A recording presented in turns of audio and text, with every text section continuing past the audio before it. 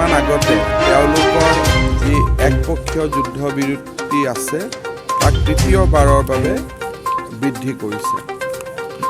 আগৰ কেইবাৰ যদিও কোভিড পৰিস্থিতিলৈ তেওঁলোকে যুদ্ধবিৰতি এক্সটেনশ্যন কৰিছিল, এইবাৰ তেওঁলোকে সাধাৰণভাৱে আৰু 3 মাহৰ বাবে যুদ্ধবিৰতি তেওঁলোকে ঘোষণা কৰিছে।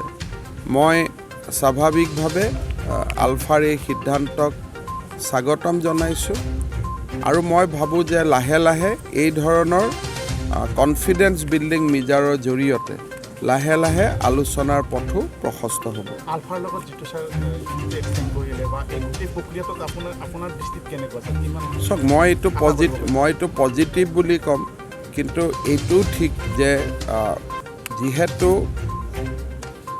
ইয়াত এটা বিষয়বস্তু আছে, তেখেতসকলৰ এটা দাবী আছে, বিষয়বস্তুটোৰ ওপৰত বা মূল যিকেইটা ইছ্যুজ আছে, ক'ৰ ইছ্যুজ বুলি কওক, তাৰ ওপৰত আলোচনা হৈ মনৰ মিল নোহোৱালৈকে আমি এই ধৰণৰ সাময়িক যিটো সকাহ তাক আমি স্থায়ী বুলি কল্পনা কৰিব নোৱাৰোঁ, কিন্তু পজিটিভ ডেভেলপমেণ্ট বুলি আমি ক'ব পাৰোঁ।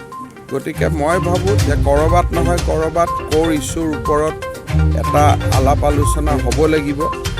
সংবিধানৰ সীমাবদ্ধতা আৰু আলফাৰ দাবী, এই দুয়োটাৰ মাজত ক'ৰবাত নহয় ক'ৰবাত সামঞ্জস্য এটা বহিব লাগিব, প্ৰচেষ্টা চলিব। কিন্তু মই ভাবোঁ যে ই এটা দীঘলীয়া প্ৰক্ৰিয়া, আজিয়ে কিবা এটা হ'ব সেইধৰণে ক'ব নোৱাৰি, কিন্তু এতিয়ালৈকে যিখিনি যোৱা 6 মাহত হৈ আছে তাক আমি নিশ্চয় পজিটিভ বুলিয়ে ক'ব লাগিব। পবিত্ৰ ভূমিৰ পৰা আপোনাৰ আলফাৰ সেনাধ্যক্ষক কি আহ্বান থাকিব? চাওক, মই এটা কথাই জানো যে এটা বিশেষ কাৰণত আলফাৰ জন্ম হৈছিল, কিন্তু আজি সুদীৰ্ঘ এই সময়ছোৱাত অসমৰ পৰিৱেশ ইমানে বদলি হৈ গ'ল যে 85-84 চনত আমাৰ সন্মুখত যি সমস্যা আছিল, আজি সেই সমস্যাবিলাকৰ পটভূমি সম্পূৰ্ণ পৰিৱৰ্তন হৈছে। তেতিয়াৰ অসমখন, আজিৰ অসমখন জনগাঁথনিৰ ফালৰ পৰাই হওক, অৰ্থনৈতিক পৰিৱেশৰ পৰাই হওক বা আমাৰ সামাজিক সমস্যাসমূহৰ পৰাই হওক, বিভিন্ন ধৰণে তাক পৰিৱৰ্তন হৈছে। হয়তো যি সময়ত আলফাৰ জন্ম হৈছিল সেই সময়ত যি ৰাজনৈতিক পৰিৱেশ আছিল, অৰ্থনৈতিক অনগ্ৰসৰতা আছিল, আজি তাৰ এটা নাটকীয় পৰিৱৰ্তন হৈছে। আৰু আনকি অসমৰ জনগাঁথনিও পৰিৱৰ্তন হ'ল। অসমৰ মানুহে আন কিছুমান জ্বলন্ত সমস্যাৰ লগত এতিয়া যুঁজিছে। 85ৰ সমস্যাখিনি এতিয়া আমাৰ সন্মুখত নাই, আমাৰ সন্মুখত নতুন সমস্যা আহিছে, নতুন চিন্তা আহিছে। মই ভাবোঁ যে পৰিৱৰ্তিত পৰিৱেশৰ লগত খাপ খুৱাই অসমৰ মানুহৰ আজিৰ দিনত যিবিলাক বেদনা তাক যদি আমি নতুন ধৰণে উপলব্ধি কৰোঁ, মই ভাবোঁ আমাৰ চিন্তা চৰ্চাও নতুন হ'ব। ক'ব পাৰি, যোৱা 13 নৱেম্বৰ তাৰিখে মণিপুৰৰ চুৰাচান্দপুৰ জিলাত সন্ত্ৰাসবাদীৰ হাতত আমাৰ অসমৰ বীৰ সন্তান সুমন স্বৰ্গীয়াৰী নিহত হৈছিল।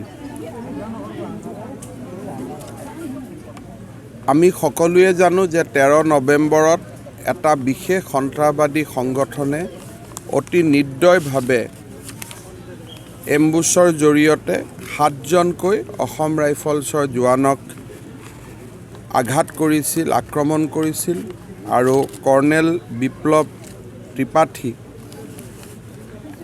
আৰু তেওঁৰ 6 বছৰীয়া সন্তানটো আনকি সন্ত্ৰাসবাদীৰ আক্ৰমণৰ বলি হ'বলগীয়া হৈছিল। আজি মই এইগৰাকী বীৰ শ্বহীদৰ বাসভৱনলৈ আহি সিদিনাখন সন্ত্ৰাসবাদীৰ হাতত নিহত হোৱা বীৰ শ্বহীদ কৰ্ণেল বিপ্লৱ ত্ৰিপাঠী, সুমন স্বৰ্গীয়াৰীকে আদি কৰি আটাইকেইজন পবিত্ৰ আত্মালৈ মোৰ শ্ৰদ্ধাঞ্জলি জ্ঞাপন কৰিছোঁ। আমি সকলোৱে জানো যে সুমন স্বৰ্গীয়াৰীৰ পিতৃও এসময়ত সন্ত্ৰাসবাদীৰ গুলীতে নিহত হৈছিল। অসম চৰকাৰে এই শ্বহীদগৰাকীৰ প্ৰতি সন্মান জনাইছে, আৰু মই আজি মোৰ সতীৰ্থ মন্ত্ৰী উৰ্খাও গৌৰা ব্ৰহ্ম, জয়ন্ত মল্ল বৰুৱা আৰু আমাৰ স্থানীয় বিধায়ক ভূপেন বড়োৰ সৈতে আহি লৰেন্স ইছলাৰীৰ সৈতে আহি পৰিয়ালবৰ্গৰ লগত দেখা সাক্ষাতো কৰিছোঁ। বীৰ শ্বহীদ এই ধৰণে সেনাবাহিনী অৰ্ধসামৰিক বাহিনীৰ জোৱান সন্ত্ৰাসবাদীৰ হাতত নিহত হ'লে ৰাজ্য চৰকাৰে কেইদিনমান আগতে কেবিনেটত সিদ্ধান্ত লৈছিল যে আমি 50 লাখ টকাৰ এটা আৰ্থিক সাহায্য আগবঢ়াম। আজি মই সেই সামান্য সাহায্যখিনিও তেখেতৰ পৰিবাৰৰ হাতত তুলি দিবলৈ পাই নিজকে ধন্য মানিছোঁ। গাঁৱৰ ৰাইজে বিচাৰিছে যে এই গাঁৱৰ পথটি ধুনীয়াকৈ নিৰ্মাণ কৰি শ্বহীদ সুমন স্বৰ্গীয়াৰীৰ নামত নামাংকিত কৰিব লাগে। বিটিআৰৰ মুৰব্বী প্ৰমোদ বড়ো ডাঙৰীয়াৰ লগত আলোচনা মৰ্মে ৰাজ্য চৰকাৰে এইটো সিদ্ধান্ত লৈছে যে এই পথটো নিৰ্মাণ কৰি বীৰ শ্বহীদ সুমন স্বৰ্গীয়াৰীৰ নামত আমি উৎসৰ্গা কৰিম।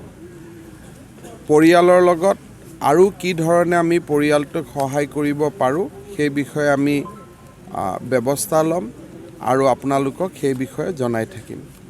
বীৰ শ্বহীদ সুমন স্বৰ্গীয়াৰীয়ে যিখন বিদ্যালয়ত পঢ়ি গৈছিল তাত ৰাইজে এখন গ্ৰাম্য ষ্টেডিয়ামৰ কল্পনা কৰিছে। সেই ক্ষেত্ৰতো আমি ব্যৱস্থা ল'ম, আমি আৰ্থিক সাহায্য আগবঢ়াম। সন্ত্ৰাসবাদ নিৰ্মূলৰ উত্তৰ পূবৰ সমগ্ৰ ক্ষেত্ৰখন আমি সন্ত্ৰাসবাদীৰ আক্ৰমণ বা সন্ত্ৰাসবাদৰ বলি হৈছোঁ আৰু বহুতো লোক আমাৰ মাজৰ পৰা এনেকৈ আঁতৰি গৈছে। শেহতীয়াকৈ অসমত কেইবাটাও সন্ত্ৰাসবাদীকক বা সশস্ত্ৰ সংগ্ৰামত বিশ্বাসী সংগঠনৰ লগতে ভাৰত চৰকাৰে আলোচনা কৰি তেওঁলোকক মূল সুঁতিলৈ উভতাই আনিছে। মই উত্তৰ পূৰ্বৰ গোটেইকেইটা সশস্ত্ৰ সংগ্ৰামীয়ে হওক বা হাতত বন্দুক লৈ যিসকলে আজিও মূল সুঁতিৰ পৰা দূৰত আছে তেখেতসকলক মই ভাৰত চৰকাৰৰ সৈতে আলোচনালৈ আহিবলৈ আমন্ত্ৰণ কৰিম। কাৰণ তেজৰ ফাকুৰে কোনো সমস্যাৰ সমাধান নহয়, ইতিহাস তাৰ সাক্ষী আছে। আলাপ আলোচনাৰ মাজেৰেহে সমস্যাৰ সমাধান হয়।